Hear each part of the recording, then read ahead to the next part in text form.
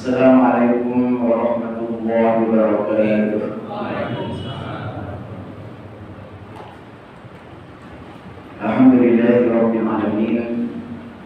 Kita memuji Allah Subhanahu wa taala, Zat yang Maha Pengasih, Maha Penyayang, yang Maha Menciptakan, Maha Hidup, Maha Melindungi, mencukupi, dan Maha Bijaksana.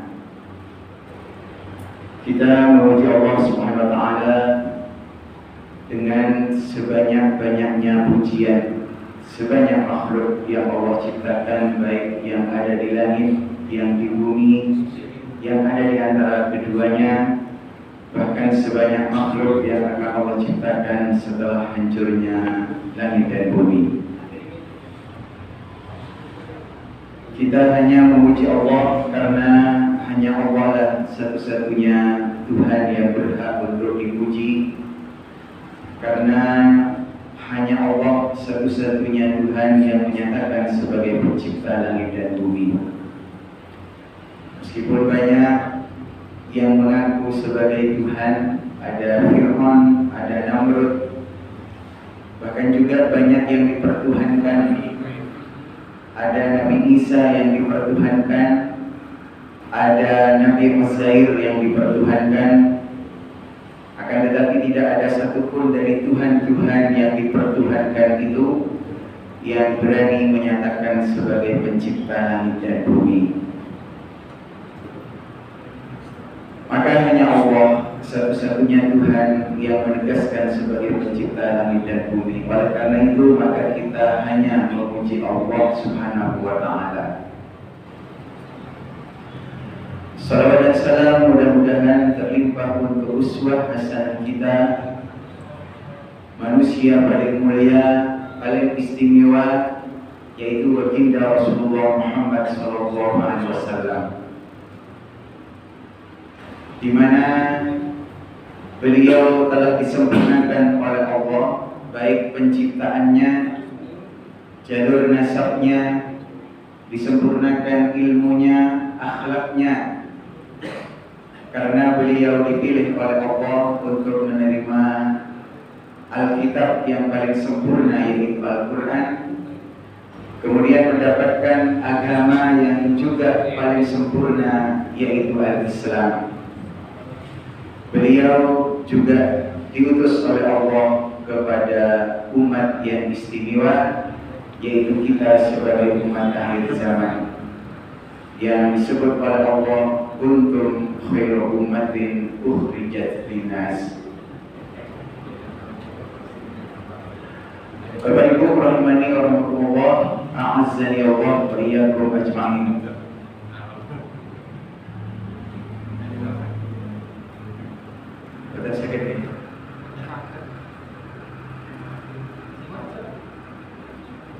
Di kesempatan siang hari ini, karena tidak bisa diperagakan dengan layar, berarti saya bernarasi saja.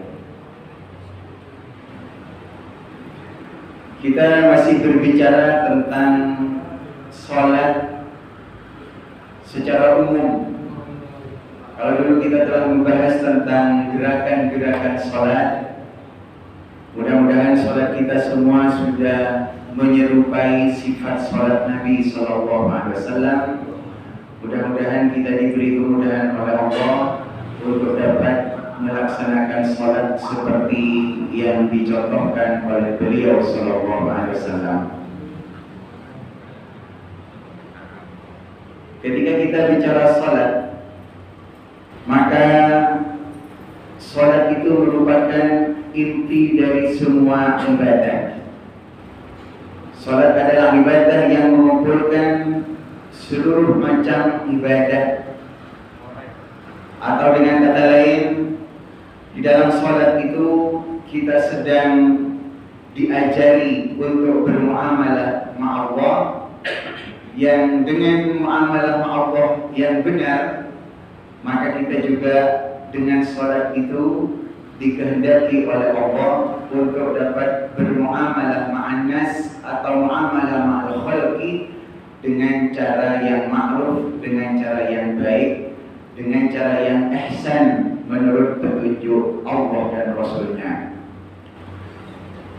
Maka kita salat itu bukan semata-mata untuk salat. Kenapa kamu salat? Ya karena salat, karena diperintah salat. Salat itu mempunyai banyak tujuan.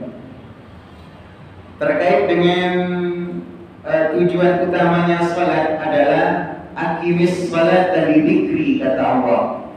Tegakkanlah salat supaya kalian ingat kepadaku.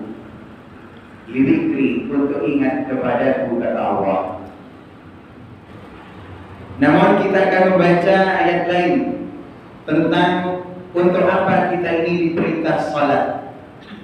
Maka Allah berfirman, innas salata tanha 'anil fahsya'i wal munkar. Sungguhnya salat itu akan mencegah perbuatan keji dan perbuatan mungkar. Kekejian itu bisa berasal dari dua, ima karena perut, ima karena akal pikiran manusia, atau karena kemaluan. Jadi perbuatan keji dan mungkar itu disebabkan oleh karena kebutuhan perut, atau karena pemikiran yang menyimpang yang tidak terbimbing, atau karena kemaluan. Maka dengan salat kita dikehendaki oleh Allah untuk menjadi selamat dari kekejian dan kemungkaran. Bahkan kalau kita menghayati ketika kita dipanggil untuk salat, maka panggilan salat itu ketika muadzin mengucapkan hayya 'alas shalah, marilah kalian salat. Tentu orang yang dipanggil salat dia akan bertanya, untuk apa saya salat? Maka diberitahu oleh Allah, hayya 'alal falah, mari kita menuju kepada al-falah, yaitu kesuksesan dan kebahagiaan. Ada orang bahagia tetapi tidak sukses, ada orang sukses tapi tidak bahagia. Orang yang sukses itu disebut farihin. Misalnya Qarun, Inna Allah la yuhibbul farihin. Allah itu tidak menyukai orang yang senang. Kemudian kalau sukses saja itu biasanya disebut dengan faizun. Orang yang sukses faizun, orang yang bahagia saja farihin.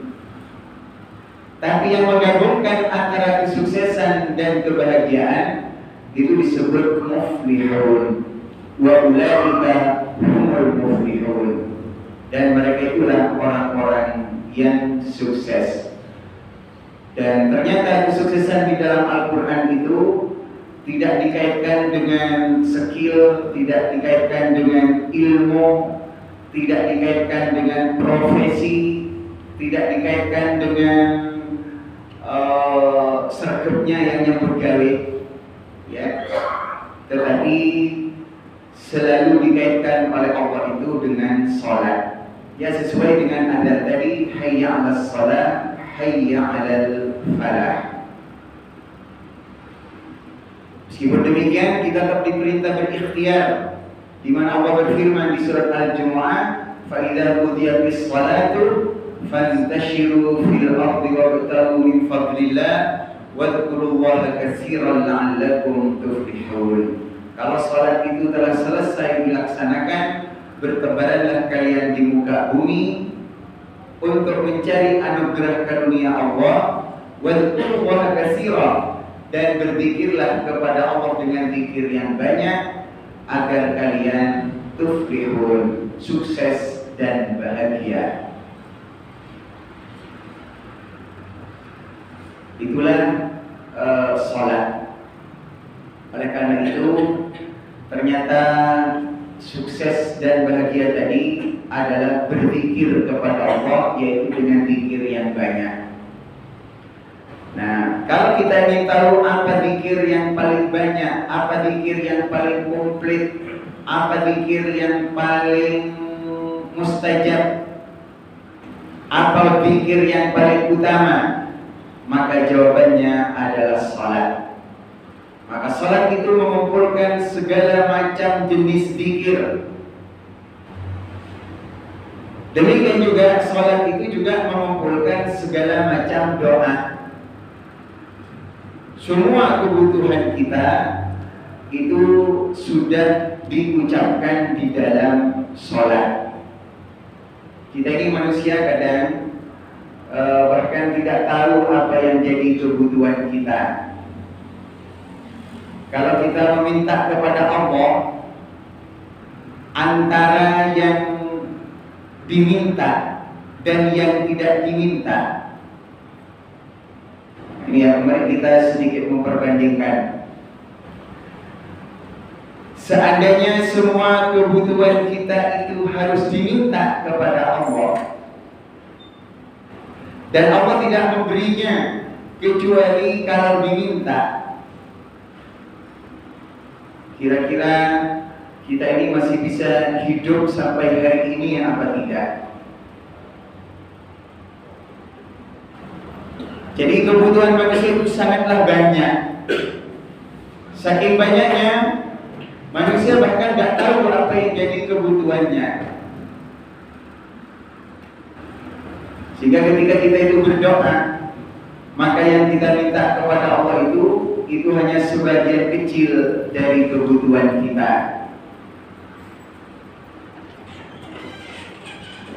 Misalnya jenengan kalau berdoa meminta kepada Allah supaya biasanya ya berdoa itu meminta rezeki, meminta kesehatan, meminta harta, meminta kendaraan. Minta apa balik? Yang punya hutang biar lunas hutangnya, yang punya problem supaya selesai problemnya, yang punya keinginan supaya tercapai apa yang jadi keinginannya.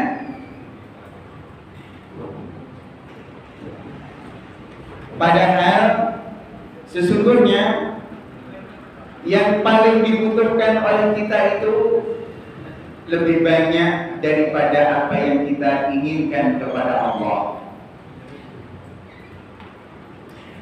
Jadi misalnya ya, sederhana saja, andaikan semua yang diperlukan oleh kita itu harus diminta kepada Allah. Di antaranya kita ini setiap detik butuh oksigen. Pernahkah jenengan menyusun sebuah doa yang berjudul doa meminta oksigen? Tapi kalau doa memohon rezeki mungkin sudah punya judulnya jenengan.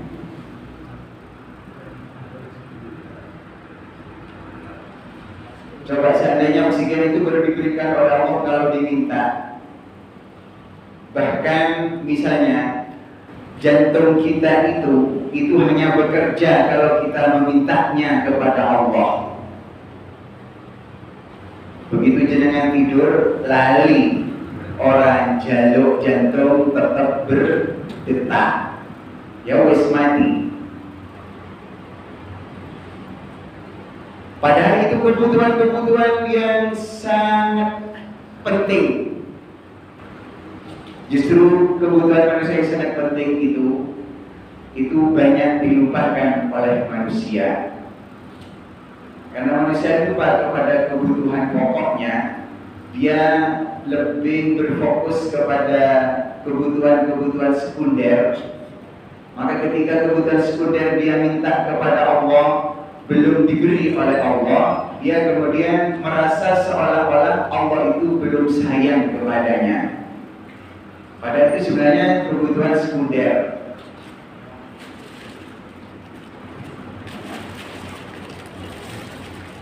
Bapak Ibu rahimani wa rahimakumullah, ketika Allah menyebut tentang salat, maka selalu ditutup dengan agar kalian beruntung, agar kalian sukses. Kalau demikian, ketika salat itu diwajibkan oleh Allah kepada kita, sementara kita ingin salat supaya muflihun, itu artinya kita ini semua diwajibkan oleh Allah untuk menjadi orang-orang yang muflihun. Jadi tidaklah salat itu diwajibkan kecuali agar kita menjadi kaum yang muflihun.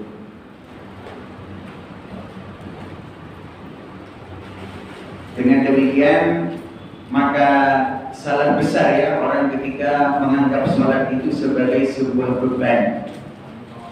Ketika salat itu diwajibkan kepada kita, sementara salat itu adalah agar kita menjadi sukses, itu artinya kita diwajibkan oleh Allah untuk menjadi orang yang sukses, yaitu muflihun.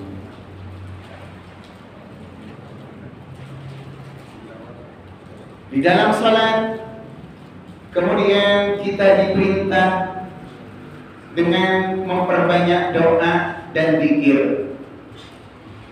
Salat merupakan ibadah yang mengumpulkan berbagai macam ibadah-ibadah yang lain. Bahkan dalam salat, seluruh organ tubuh kita itu kita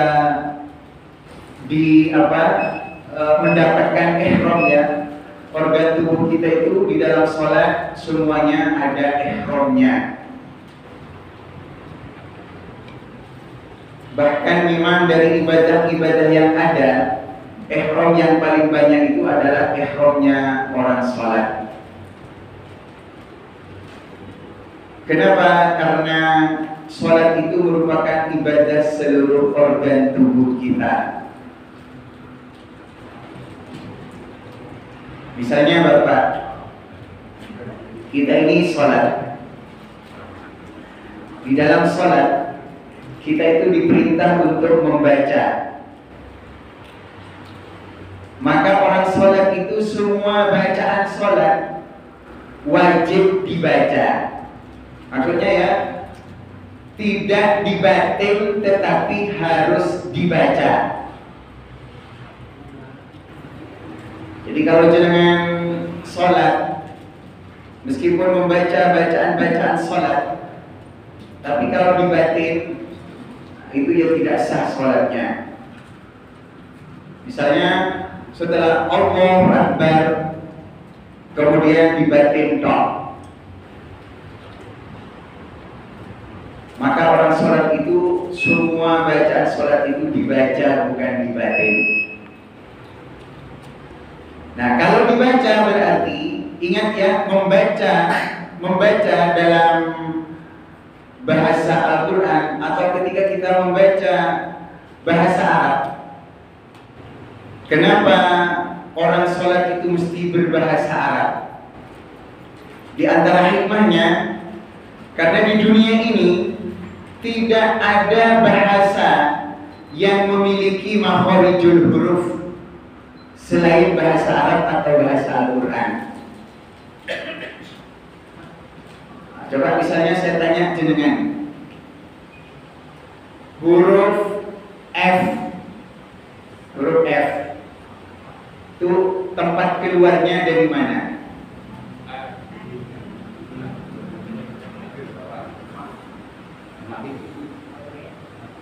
Jenengan udah belajar bahasa yang paling dulu ya, bahasa Indonesia.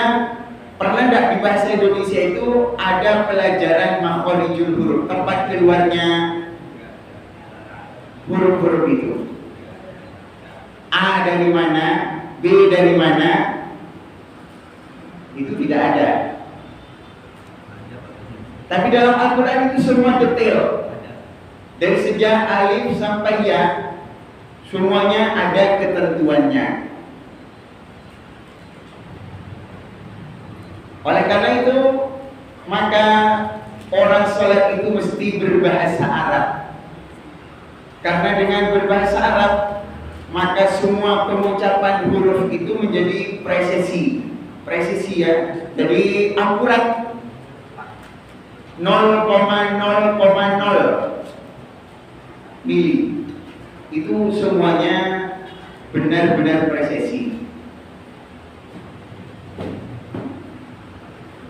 Jadi misalnya huruf jim. Jim itu kalau terlalu ke depan dia salah, dia keluar dari tengah lidah. Kalau terlalu ke depan ja dia menjadi hamas. Kemudian kalau terlalu ke belakang dia juga salah, sama seperti huruf ha. Ha itu kalau terlalu dalam dia keluar dari dada. Kalau terlalu tinggi dia keluar dari hidung. Ha hi hu. Ada juga dari dada.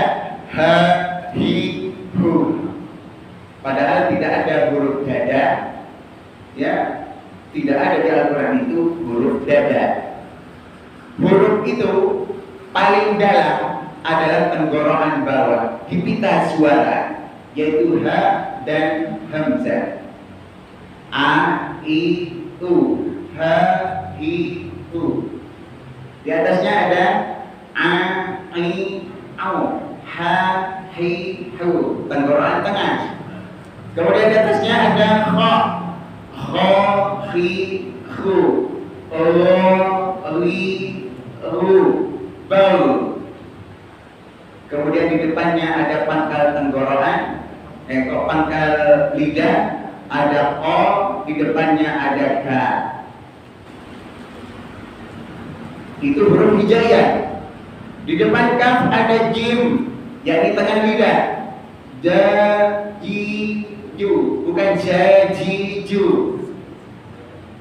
Ja, kering, ja, ji, ju, tanpa hamas, tanpa udara. Di depannya ada ya, yi, yu, tengah lidah. Masih di tengah lidah ada shin, sha, shi, shu. Sementara bon dari tepi lidah, dari belakang sampai depan, wo, wi, lu. Sedangkan tepi ujung lidah ada lam, la, li, lu, na, ni, no, ro, ri, ru. Sedangkan fa itu napa wae? Ujung napa? Fa itu adalah ujung gigi dengan bibir, tidak ada hubungannya dengan lidah. Jadi gigi atas itu dengan bibir bawah. Fa, fi, fu. Sudah huruf bibir. Kemudian ada huruf ba, dua bibir ditekan, ba, bi, bu.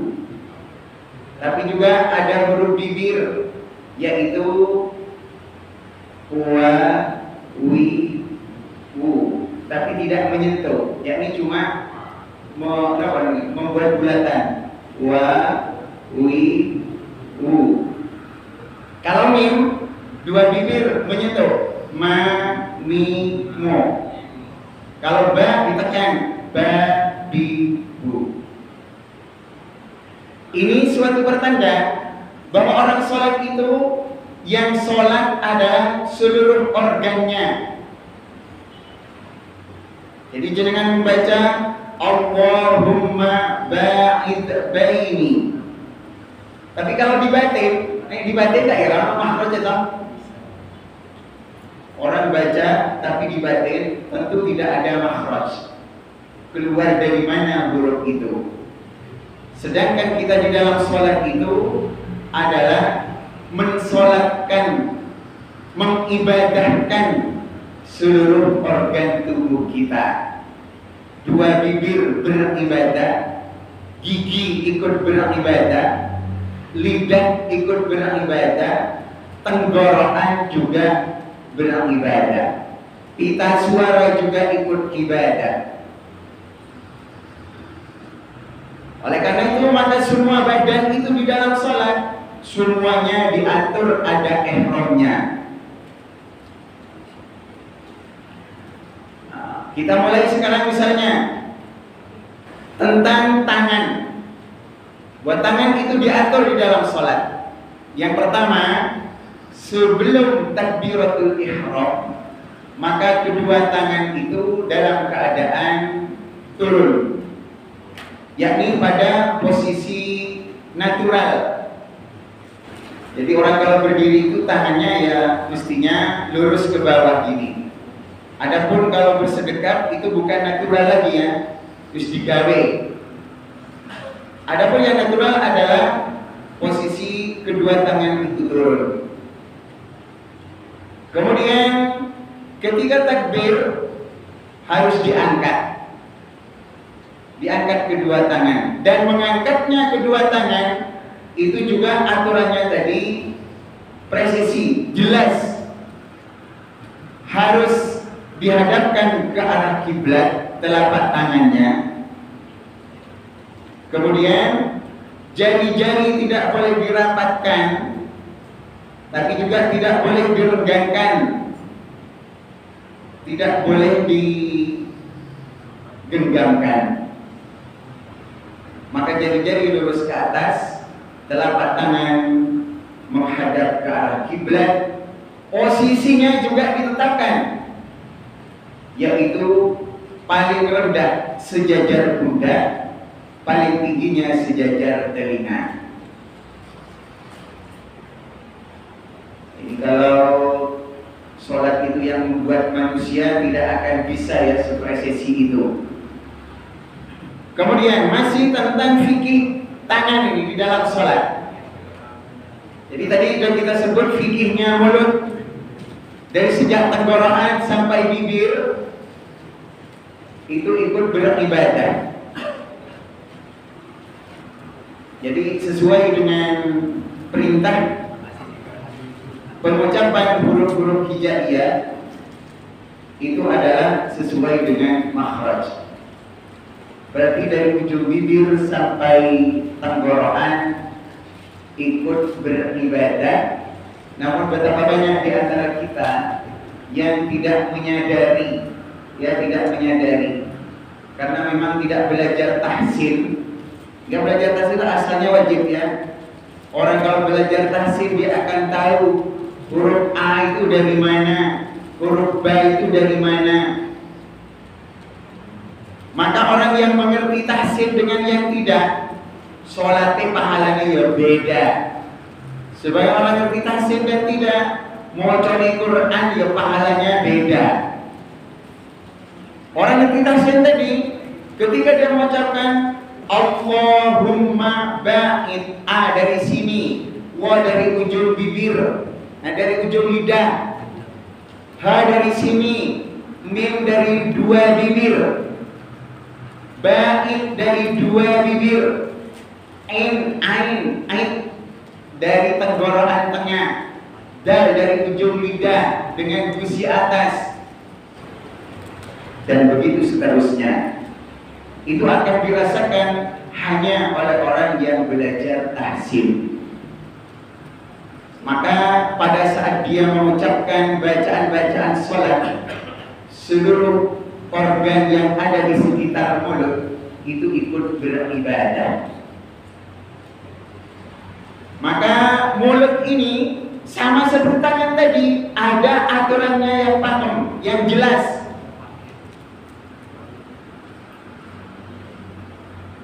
Sudah, ketika angkat tangan tadi sudah jelas. Berikutnya bersedekap. Bersedekap juga ada aturannya. Tangan elek dideleke, ditutupi tangan apik. ditutupi oleh dua tangan ini, yaitu hati manusia. Sehingga yang diucapkan setelah takbiratul ihram, Allahumma ba'id baini wa baina khotoyai. Ya Allah, jauhkan antara diriku dengan kesalahanku sebagaimana Engkau menjauhkan antara timur dan barat. Ya Allah, basuhlah kesalahan-kesalahanku sebersih-bersihnya sebagaimana dibersihkannya kain putih dari noda-noda. Ya Allah, basuhlah kotoran-kotoranku, dosa-dosaku dengan salju, dengan air, dan dengan embun. Begitulah kita tahu bahwa tangan kiri adalah simbol kejelekan, sehingga dia ditutupi dengan tangan kanan yang merupakan simbol kebaikan. Rasulullah bersabda, wa adbi'is sayyi'atal hasanata tamhuha, dan tutuplah perbuatan-perbuatan buruk itu dengan kebaikan-kebaikan, maka kebaikan itu akan menghapuskannya, yakni amal-amal yang buruk. Begitu ya, dari simbolnya sudah begitu. Tutuplah amal buruk itu dengan amal baik. Kita sadar di luar sholat kita banyak maksiat, maka maksiat itu simbolnya adalah keburukan. Kita tutupi dengan sholat, simbolnya adalah kebaikan. Maka sholat itu kata Rasul sebagai kafarah dari dosa-dosa yang terjadi di antara dua sholat. Dan dengan sholat zuhur, maka sholat zuhur itu telah menjadi penggugur dosa-dosa yang terjadi sejak sholat subuh. Dan nanti sholat asar akan jadi penggugur dosa-dosa kita yang terjadi dari zuhur sampai asar. Begitulah kurang lebihnya hikmah kenapa orang di dalam sholat menyembunyikan tangan jeleknya, ditutup dengan tangan baiknya. Ya, maka kita dalam bahasa Indonesia sudah biasa menyebut iki tangan elek, iki tangan apik. Yuk nganggo tangan elek apa tangan apik? Monggo ya padha to. Elek iki ngendi?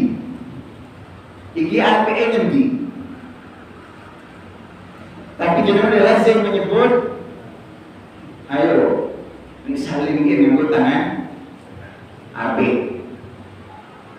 Nek mangan ya nganggo tangan apik.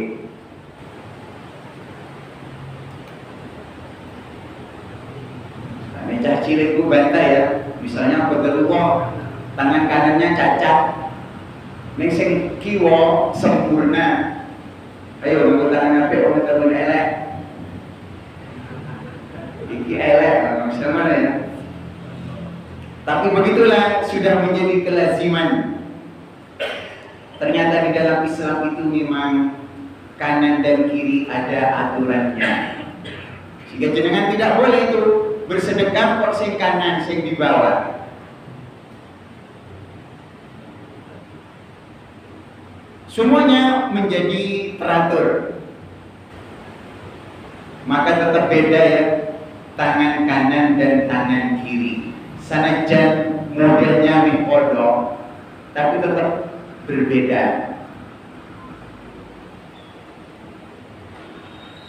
Jadi tetap beda. Bahkan saraf-sarafnya, sistem sarafnya itu juga pasti beda. Kalau ada orang kidal, yang di sini ada yang kidalnya. Jadi secara fitrah memang manusia itu mestinya tangan kanan itu lebih akurat, lebih agresif daripada yang kiri. Dan seluruh organnya, sampai dari otak sampai kaki, beda ternyata fungsi yang kanan dengan yang kiri. Kalau orang lebih kuat otak kanannya biasanya pripun? Nek pinter matematika berarti otak lebih otak kiri mungkin ya. Kalau orang yang buat hafalannya Maka di situ kemudian kita semata-mata melihat selama ini kanan mendahulukan yang kanan, mendahulukan yang kiri. Tapi itu kalau kemudian kita kaji, tentu kita akan mendapat banyak hikmah. Kenapa Rasulullah itu kata Aisyah, karena Rasulullah SAW yu'jibut tayammun fi tana'ulihi wa tarajjulihi wa fi sya'nihi kullihi. Adalah Nabi itu menyukai untuk mendahulukan yang kanan, baik ketika beliau itu berdandan, berhias, bersuci, bahkan dalam semua urusannya. Sehingga ketika terjadi perbedaan fungsi, ya, ada sebagian orang yang disebut kidal kadang lebih dominan yang kiri. Sedangkan kita di dalam hadis semuanya itu harus dengan yang kanan. Makan pakai tangan kanan, minum pakai tangan kanan. Jenengan berisyarat di dalam sholat pakai tangan kanan. Boleh tidak diganti tangan kiri? Asyhadu an la ilaha at-tahiyyatu lillah wassalawatu. Tidak bisa, harus tangan kanan. Jenengan menghitung tasbih pakai tangan kanan. Rasulullah itu kalau hitung tasbih juga pakai jari-jari tangan kanan.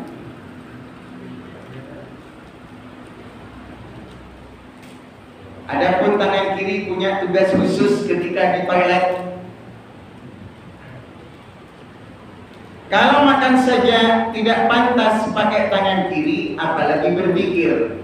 Ketika jenengan berwudu menghirup air itu air wudu. Betapa banyak orang menghirup air ke dalam hidung saat berwudu pakai tangan kanan dan kiri. Itu juga keliru. Sebagaimana ada orang makan pakai tangan kanan dan tangan kiri. Ajarannya, tuntunan Rasulullah itu orang berwudu ngambil air saja itu pakai tangan kanan. Begitu detailnya ya ajaran Islam, sehingga sudah pasti nih, kanan dan kiri itu mesti berbeda, syaratnya beda. Orang stroke kanan dengan stroke kiri penanganannya mesti berbeda. Bahkan bisa jadi kalau sekarang ada spesialis, mungkin spesialis otak, spesialis ya, kaki misalnya. Suatu saat itu akan ada spesialis telinga kanan, tapi juga ada spesialis telinga kiri. Ada spesialis tangan kanan dan juga ada yang kiri, kaki kanan, kaki kiri. Begitu mesti ke depan itu.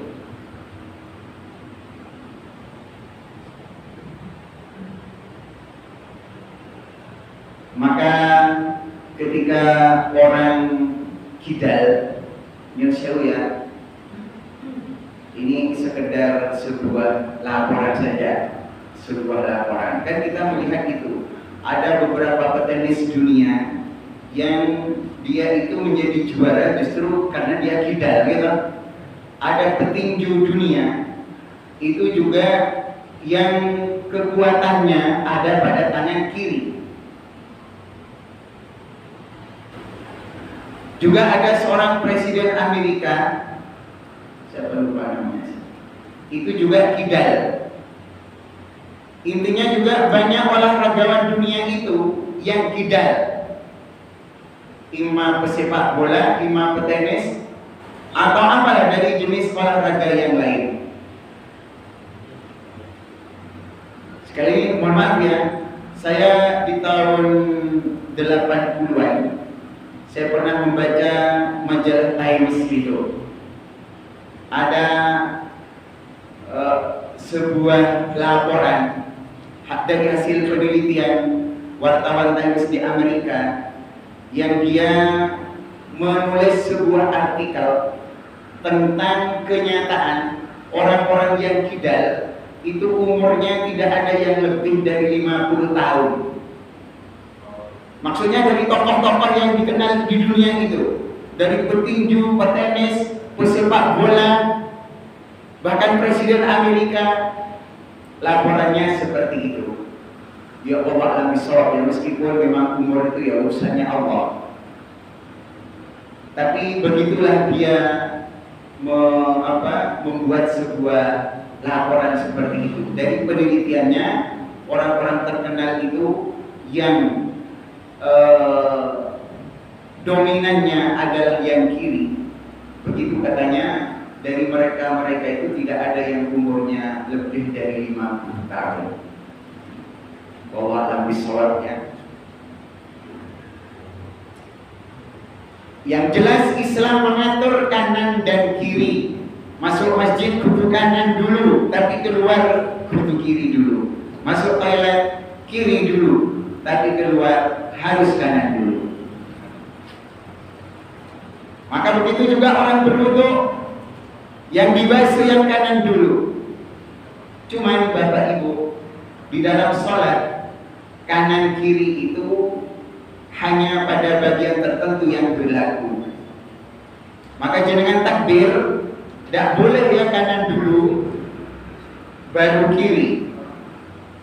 Tapi kalau orang berwudu harus kanan dulu 3 kali, baru yang kiri 3 kali.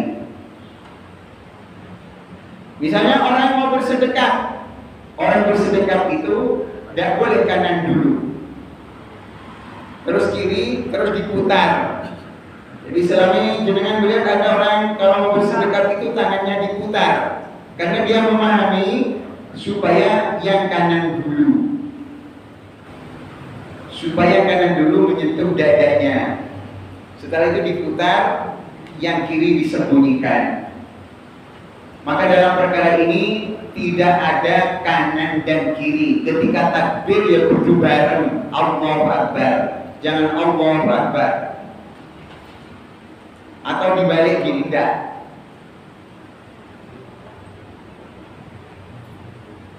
Begitu.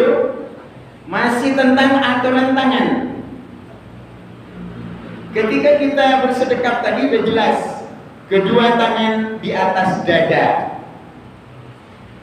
Ketika rukuk, tangan ini punya fikih tersendiri, yaitu jari-jari diregangkan dan mencengkram lutut. Ini tidak ada opsi kedua, apalagi opsi ketiga. Siapa orang yang rukuk tangannya tidak ada di lutut, dia salah sholatnya. Jangan berkata, oh itu perbedaan pendapat. Tidak ada perbedaan pendapat dalam hal ini. Yang ada adalah perbedaan yang benar kalau yang nggak benar. Sing di lutut itu yang benar, selebihnya sing nggak benar. Ada orang kadang rukuk di paha, tapi kadang ada yang megang betis, ada juga megang kaki, atau juga ada yang megang lutut, tetapi tangannya atau jari-jarinya dirapatkan. Itu ya juga menyelisihi sifat sholat Nabi. Begitu aturannya. Ketika orang itu turun ke sujud, ya turun ke sujud, maka pendapat yang kuat yang dikuatkan oleh Syekh Al-Albani adalah kedua tangannya dulu sebelum kedua lutut. Berarti diatur, bukan sekedar turun. Meskipun dalam hal ini ada ikhtilaf, tetapi setelah diteliti dari sekian dalil-dalil yang ada, kata Syekh Al-Albani, yang benar itu adalah kedua tangan sebelum kedua lutut. Itulah turun ke sujud. Adapun kalau bangkit dari sujud, lutut dulu, baru kedua tangan. Saya contohkan ya, bagi pengingat. Jadi untuk turunnya harus gini dulu, baru lutut. Adapun kalau bangkitnya, lutut dulu, baru tangan. Maka juga tidak benar nih bareng. Atau bangkit juga bareng.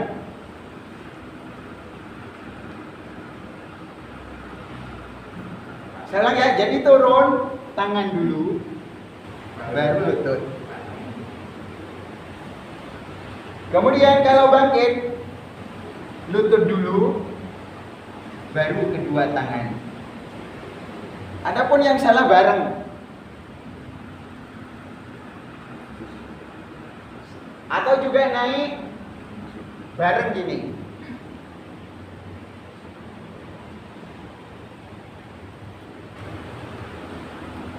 Begitu tentang aturan tangan. Tangan dan jari-jari juga tetap masih ada aturannya. Pada saat sujud, jari-jari harus rapat. Berarti 3 keadaan tadi. Saat takbiratul ihram natural. Saat rukuk mencengkram, megar. Saat sujud harus rapat. Di samping rapat dia harus lurus ke arah kiblat. Ya, lurus ke arah kiblat. Jadi banyak orang sujud, nih, ada yang gini. Ini tangannya ya, ada yang ke dalam, ada juga yang begini, ada juga yang begini, ada juga yang gini. Tapi masih berkungkung ya. Itu semuanya salah. Kalau ini tidak ada opsi lagi. Opsi tentang telapak tangan itu cuma satu. Jarinya rapat, semuanya ikut sujud.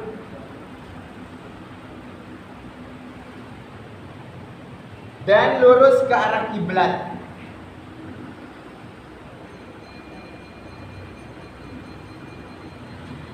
Itu juga ada aturannya, sejajar pundak atau sejajar telinga.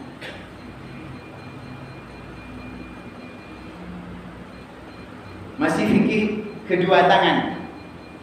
Adapun ketika dia tasyahud, ya, kalau saat tasyahud itu banyak opsinya. Jadi opsinya bisa di atas paha. Ini kita bicara fikih tangan ya. Bisa di atas paha gini tidak apa-apa. Yang penting paha ya. Dari sini kan disebut paha. Sampai di atas lutut. Dan ini tidak ada aturan apakah rapat, apakah renggang. Tapi tempatnya yang diatur paha atau lutut. Adapun kalau yang kanan pada saat tasyahud ada aturannya. Imma begini, imma begini. Dan ada yang ketiga. Jadi imma begini. Jadi jempol ini memegang jari tengah, menggenggam. Atau cara kedua, jari tengah dengan jempol membuat lingkaran. Maka tidak ada opsi ketiga. Opsi ketiga ini nih, gawe cara sholat dewi berarti. Ada yang muter-muter. Adapun muter-muter di hadisnya juga disahihkan ya oleh Al-Albani. Innaha la shaddu 'ala syaitan minal hadid. Kan muter ya, mukul. Orang ini mukul.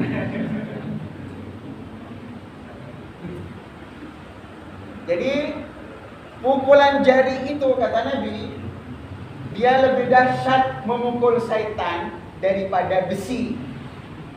Itu hadisnya disahihkan oleh Al-Albani. Jadi jangan boleh menggerakkan gini tapi menggerakkan memukul. Dolanan gitu.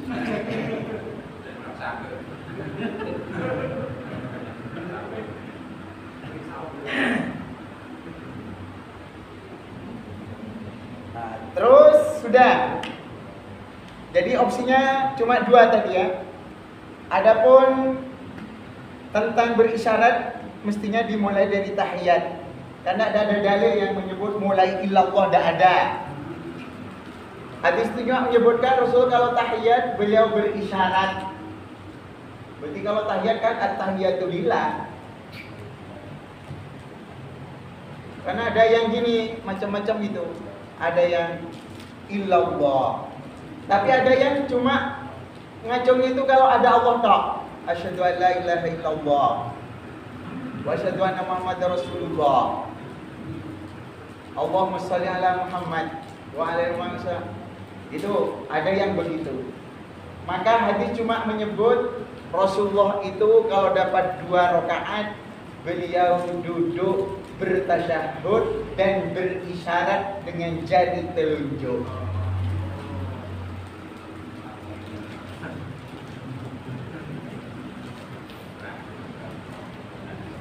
Adapun tentang orang membuka tangan, Assalamualaikum warahmatullah, itu di zaman Nabi ada dan dimarahi oleh Rasulullah.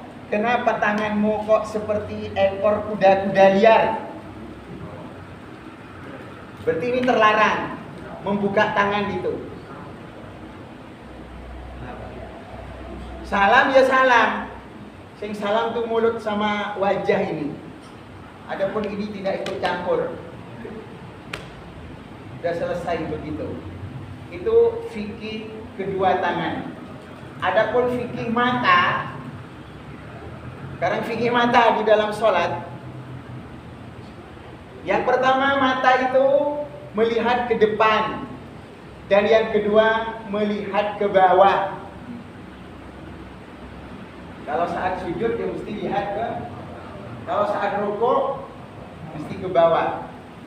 Adapun pada saat tasyahud melihat ke isyarat telunjuk.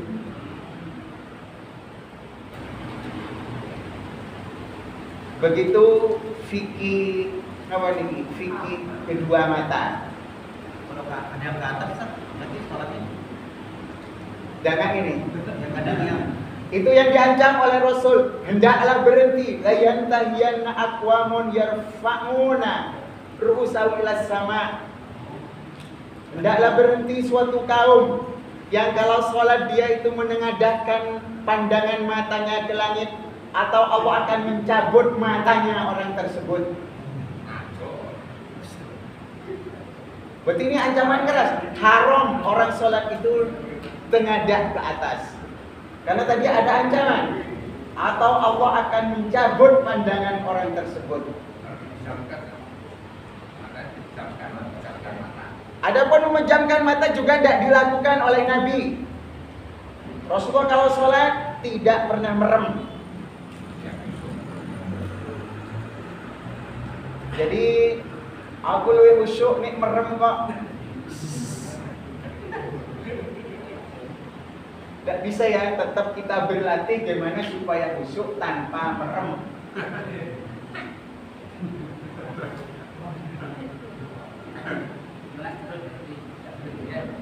Hah?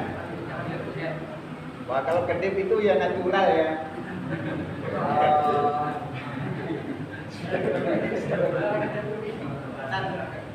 Cuma antara merem dan melek lah intinya. Jadi kata Ibnul Qayyim adalah suatu kebodohan orang yang berpendapat bahwa dengan meremlah orang itu bisa khusyuk. Sedangkan Nabi itu sholat selalu khusyuk dan beliau tidak pernah merem. Jika Rasulullah tahu apa yang lewat, kenyataannya tahu ya. Para sahabat tahu Rasulullah kalau sholat nggak merem. Jadi umpama ada orang dengan merem khusyuk, intinya itu menyelisih Rasulullah. Mana ya? Jangan, yang penting kan iso khusyuk. Enggak. Orang ibadah itu bukan yang penting. Bukan yang penting menurut karepe dhewe. Yang penting orang ibadah itu ikut Kanjeng Nabi. Ngono. Itu sudah sampai fikih kedua mata. Fikih pakaian kemarin sudah dijelaskan. Lentok dilinting. Katok juga ada etok dilinting. Apa ditekuk, diluntuk, tidak boleh dilupat. Ketok. Begitu dah fatwa ulama ya, kepanjangan diketok. Tidak boleh, dilarang. Fikih rambut tidak boleh dikucir. Kecuali yang dalam keadaan tertutup. Misalnya ibu-ibu karena pakai rukuh ya tidak apa-apa. Tapi laki-laki haram untuk dikucir saat sholat, umpama rambutnya panjang. Rasulullah menyebut gini, hadza kiflus syaitan, ini tempat duduknya setan. Jadi ketika ada sebagian orang yang sholat waktu rambutnya dikucir, maksudnya hadza kiflus syaitan, ini tempat duduknya setan.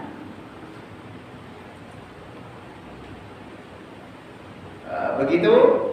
Jadi semuanya ikut beribadah. Rambut ikut sujud, mulut, bibir, gigi, lidah, tenggorokan, pita suara, semuanya ikut beribadah. Begitu? Sudah gitu? Insya Allah sudah selesai lah berkaitan dengan fikih dari organ tubuh kita saat kita sholat. Dan dengan akan memahami fikih organ tubuh sholat itu terkait dengan makhorijul huruf. Kalau jenengan mau belajar tahsin. Kalau kakinya gimana Pak? Kalau apa? Jaraknya antara kanan kiri itu sepanjang badan beda atau jarak? Oh ya, sekarang kedua kaki ya. Adapun fikih kedua kaki, dimulai dari awal dua kaki, lebarnya adalah sejajar selebar pundak.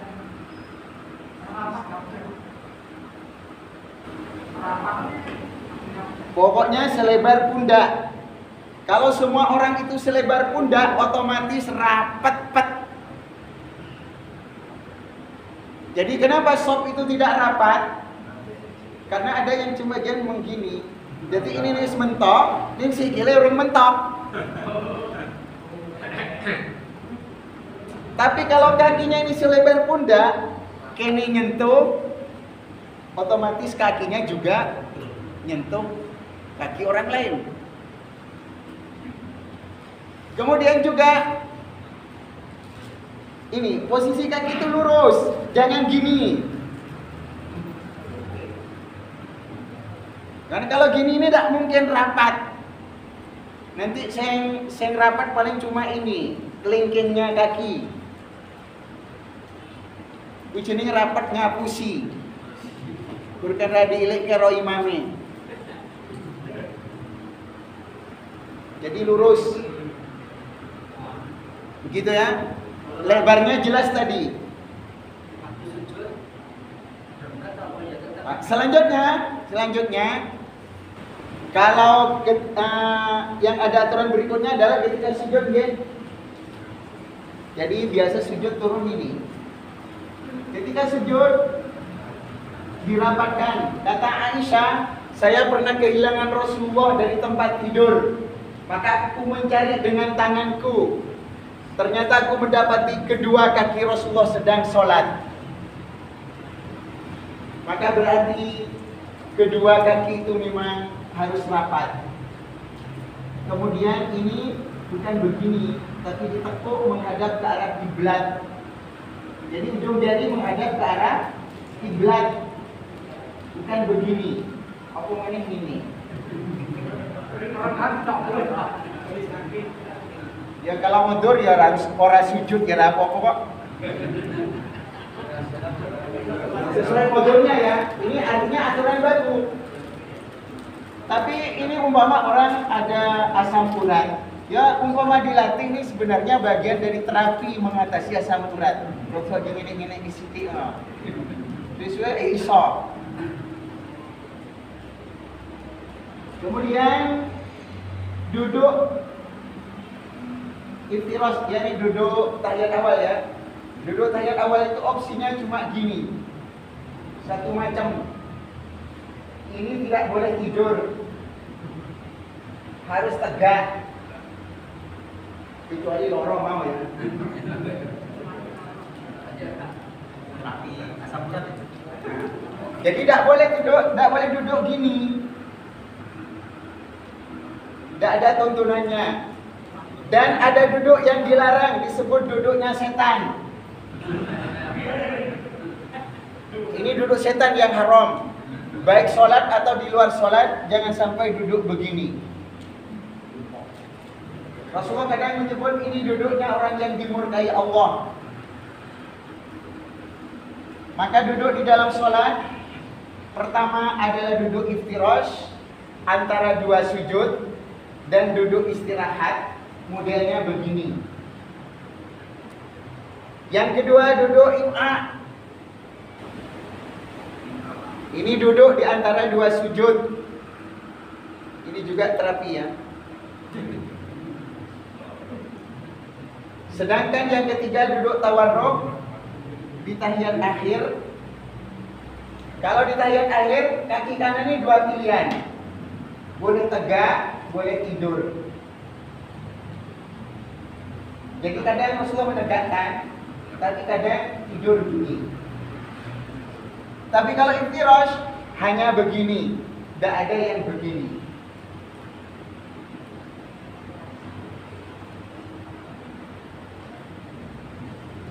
Begitu tentang fikih kedua kaki.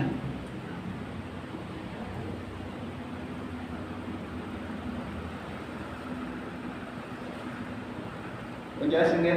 Jelasin. Ada yang lain? Pertanyaan yang lain? Ya, dulu Pak. Kalau sholat yang berkaat, duduknya apa? Istirahat apa? Jangan subuh.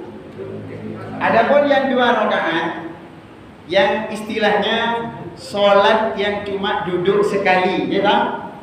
Sholat yang duduk sekali. Bukan perkara rakaatnya ya Pak ya, karena mungkin jenengan witir 3 rakaat, tapi kan duduknya sekali. Maka yang dibahas itu yang duduk sekali dan duduk 2 kali. Nah, ini yang ada perbedaan.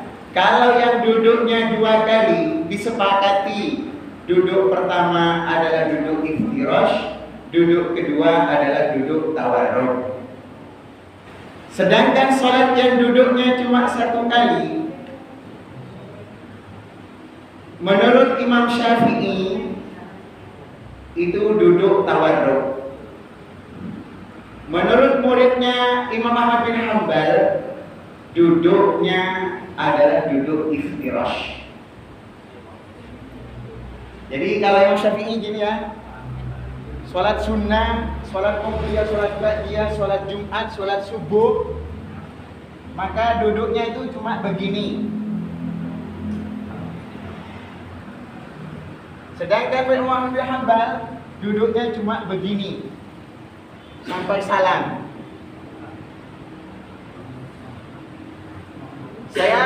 Saya lebih cenderung kepada lebih merujukkan pendapatnya Imam Ahmad bin Hanbal. Kenapa? Sejarahnya sholat. Nih, dilihat dari sejarah sholat. Kata Aisyah, dulu kami itu diperintah sholat cuma 2 rakaat. Di sholat kabeh itu biar kurang rakaat. Dan ketika Rasulullah itu duduk dalam sholat, beliau duduk dengan menduduki kaki kiri. Berarti sejarah sholat itu cuma 2 rakaat. 2 rakaat berarti cuma 1 kali duduk. Dan kata Aisyah, Rasulullah itu duduk di dalam sholat adalah duduk di atas kaki kiri. Namanya duduk apa? Iftirash. Kemudian setelah itu sholat ditambah menjadi ada yang 3 rakaat, ada yang 4 rakaat, dan ditetapkan kembali 2 rakaat bagi musafir. Nah, dengan hadis ini kata Umar bin Hambal, berarti memang karena asal sholat itu cuma 2 rakaat, berarti cuma duduk sekali. Sedangkan duduknya kata Aisyah, Rasulullah itu duduk di atas kaki kiri.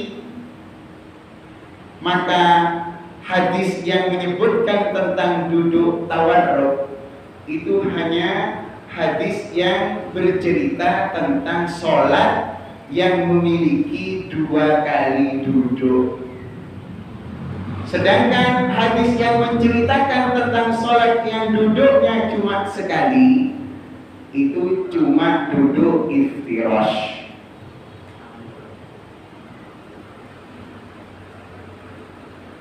Tapi saya tidak menganggap sesat ya. Ini tidak sampai tingkatan keliru sesat, tidak.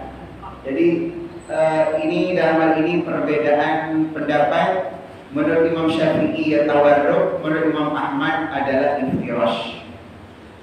Dan kenapa saya lebih cenderung kepada Imam Ahmad? Ya tadi sisi pendalilannya lebih jelas. Kemudian yang kedua, Imam Ahmad itu adalah muridnya Imam Syafi'i. Ya, muridnya Imam Syafi'i. Imam Syafi'i adalah ulama yang alim, ulama yang istiqomah di atas Quran dan Sunnah. Tapi Imam Ahmad juga adalah ulama yang istiqomah di atas Quran dan Sunnah. Tapi ilmu hadisnya Imam Ahmad itu jauh di atas ilmu hadisnya Imam Ahmad. Artinya Imam Ahmad itu memang lebih berilmu dalam ilmu hadis dibanding Imam Asy-Syafi'i.